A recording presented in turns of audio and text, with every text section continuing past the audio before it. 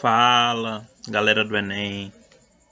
Vamos agora continuar o curso de redação com as redações práticas, fazendo a redação do Enem de 2004.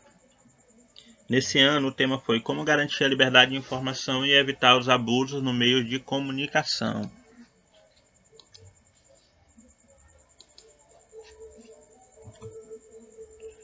Então, nós vamos ler os textos motivadores. A partir da leitura dos textos motivadores, vamos grifar aquilo que for referência, especialista, dados estatísticos, exemplo. É esses grifos que vão me ajudar a fazer um bom desenvolvimento. O texto 1 foi deslocado para o final, pelo mesmo caso do Enem 2003. Era uma imagem, então a gente analisa ela por último. Vamos agora fazer o texto 2. Os programas sensacionalistas de rádio e os programas policiais de final de tarde em televisão saciam curiosidades perversas e até mórbidas, tirando da matéria-prima o drama dos cidadãos humildes, que aparecem nas delegacias como suspeitos de pequenos crimes. Ali são entrevistados por intimidação. As câmeras invadem barracos e cortiços e gravam sem pedir licença a estupefação de famílias de baixíssima renda que não sabem direito o que se passa. Um parente é suspeito de estupro ou o vizinho acaba de ser preso por tráfico. Ou o primo morreu no massacre de fim de semana no bar da esquina. A polícia chega atirando, a mídia chega filmando. Esse texto é de Eugênio Butti. Ele escreve sobre ética e imprensa.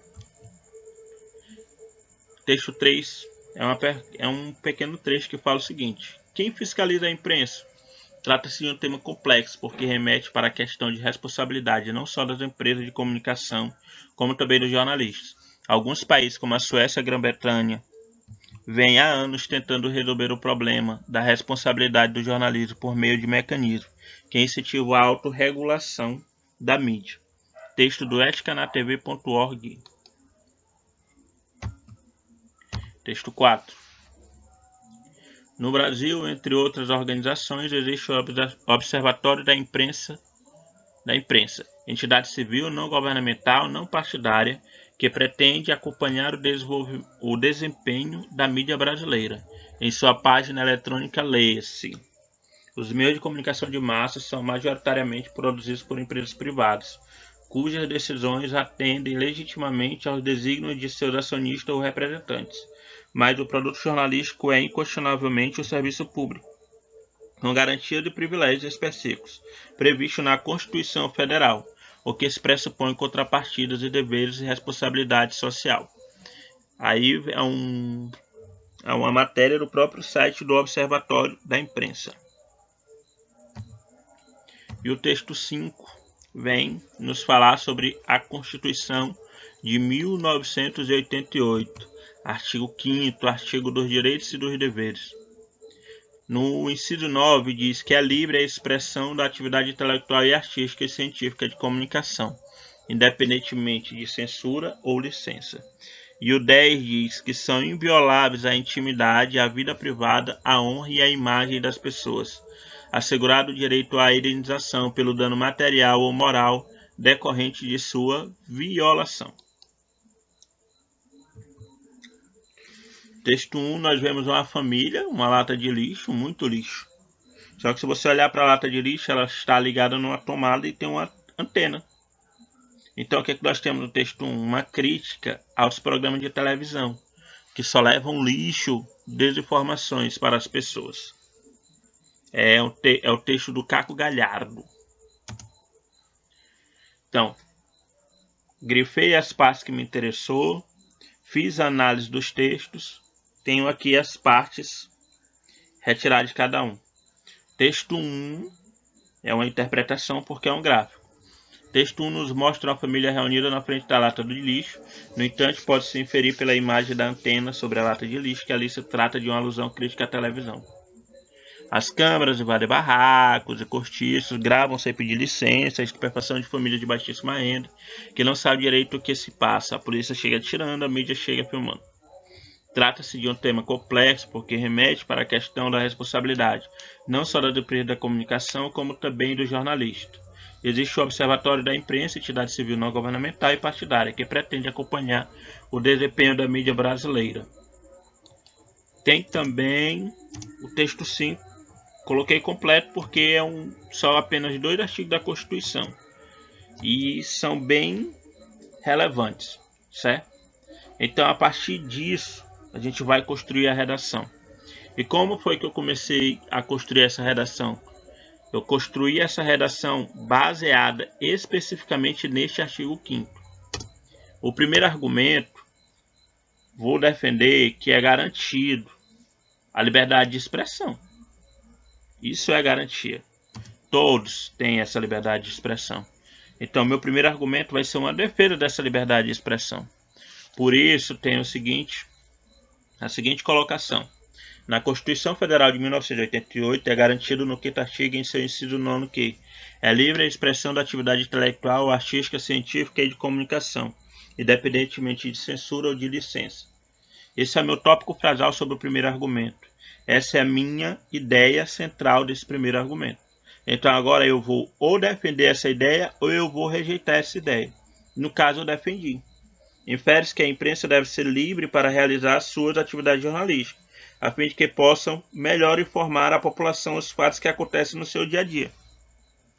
Portanto, é fundamental garantir que jornalistas possam desempenhar suas funções sem que eles sejam censurados.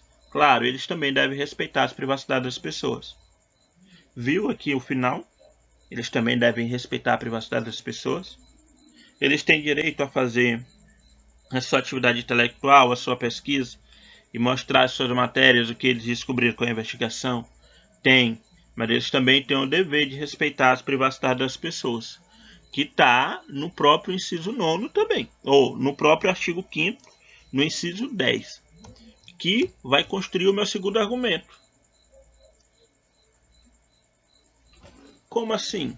A mesma Constituição que garante às pessoas no inciso 10, a mesma Constituição garante às pessoas no inciso 10 do artigo 5º que são invioláveis a intimidade, a vida privada e a honra. O jornalista pode sim investigar uma pessoa e produzir seu conteúdo jornalístico. Contudo, ele não pode expor a intimidade daquela pessoa sem que ocorra razão para este fato. Razão esta que deve estar ligada intimamente ao conteúdo da matéria investigada, pois se não houver essa ligação, ele comete crime e deve ser responsabilizado. Assim, o profissional da área da comunicação é livre para produzir seu conteúdo, mas não deve interferir nem violar na intimidade do investigado. Um exemplo claro. Você está investigando uma pessoa, ou o jornalista está investigando alguém que está sendo acusado de cometer crime de roubo contra banco, saída de banco. Aí, ao fazer aquela investigação, o jornalista acaba descobrindo que a pessoa é casada e que tem um amante. Então, ele tem a filmagem dele com a esposa e tem a filmagem com a amante. E ele pega aquela filmagem que não tem nada a ver com o que ele investiga e coloca na matéria, apenas para denegrir a imagem da pessoa. Isso não pode, isso é uma ofensa ao inciso 10. Tá violando a intimidade, a vida privada e a honra daquela pessoa. Ah, mas ela cometeu crimes. Mas também quem comete crimes tem direitos, não somente deveres. Feito o argumento 2, vamos ver agora como é que foi feita a conclusão. Para a intervenção desta problemática, propomos uma imprensa livre e responsável. Primeiro, para que a imprensa seja realmente livre, é necessário que o Estado garanta a segurança aos que trabalham nessa área, punindo aqueles que ameaçam, difamam ou atacam um profissional de imprensa por causa do seu trabalho. Segundo, para que ela seja responsável, é fundamental que órgãos fiscalizadores, como o Observatório da Imprensa, fiscalizem os abusos que jornalistas cometem. Haja vista que, em alguns casos, pode se notar flagrantes violações ao direito da pessoa investigada. Constatando este fato, o órgão deve punir exemplificamente o jornalista. A imprensa deve cumprir os direitos e deveres. Viu? A imprensa deve cumprir os direitos e deveres. Foi o final da minha conclusão. Olha só como é que começa a introdução, o meu tópico frasal, a minha ideia central para essa redação. A imprensa tem o direito de informar, mas tem o dever de respeitar o direito do próximo, especialmente aquele que ela investiga.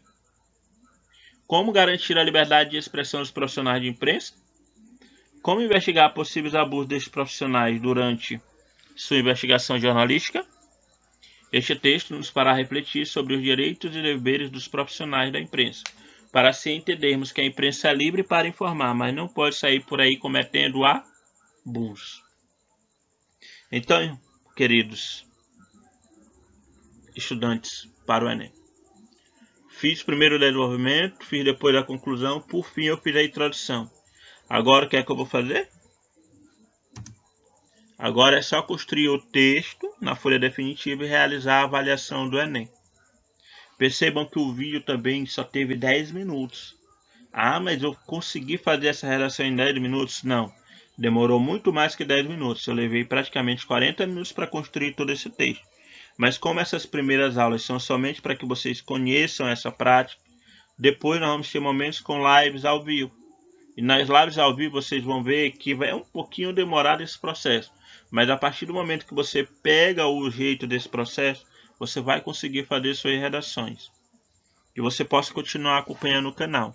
Se possível, curta, comente, compartilhe. Vamos lá. Vamos nos ajudar